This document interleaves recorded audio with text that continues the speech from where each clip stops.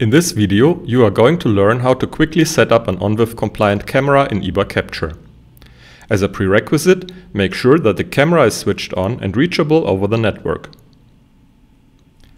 To set up camera, you need to enter the configuration mode of eBA Capture Manager. This can be done by clicking on Configure Server and then selecting the desired server from the drop-down list. If this is the first time a camera is set up on this eBA Capture server, it makes sense to quickly check the default video storage directory. To do that, click General Camera Settings in the configuration tree. Enter a default root path on a local hard drive where you want video for all cameras to be stored. Once you entered a valid root path, locate the Add New Camera button in the menu and click on it. A new window titled Camera Configuration Wizard will open. In the wizard, enter the desired name for the camera. Then you need to select the appropriate camera type, in this case ONVIF compatible device. Click on Next to proceed. Now you need to set the connection parameters for the new camera. If the desired camera is not automatically detected and listed in the ONVIF compatible devices table, just enter the address manually into the camera address field. Most devices also require user authentication, so type in username and password. Once finished, click Check Camera Access to verify that the camera is accessible with the provided information. Login successful should be shown under the Check Camera Access button. Once that is the case, you can continue to the next step. The data you see here has been loaded from the camera. Usually it is only necessary to pick a profile with the best video settings and then click Next.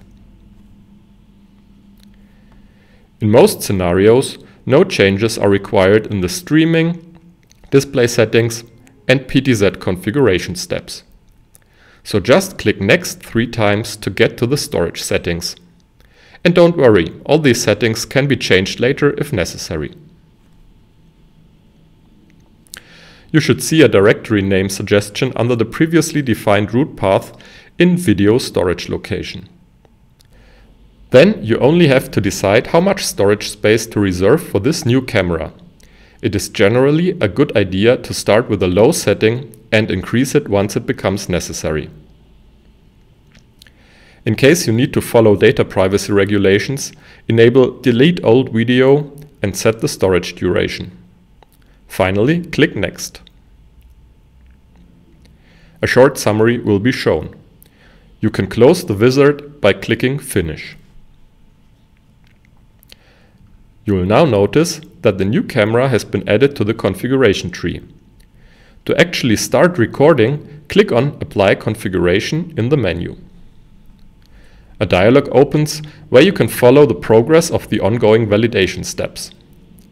If there are no warnings or errors, the dialog will automatically close after a few seconds. Now when you're looking at the camera's info page, you should see that the camera status has switched to OK. Under Main Stream, there is some information about the recorded video stream. By clicking on Preview, you can see the actual live video feed from the camera.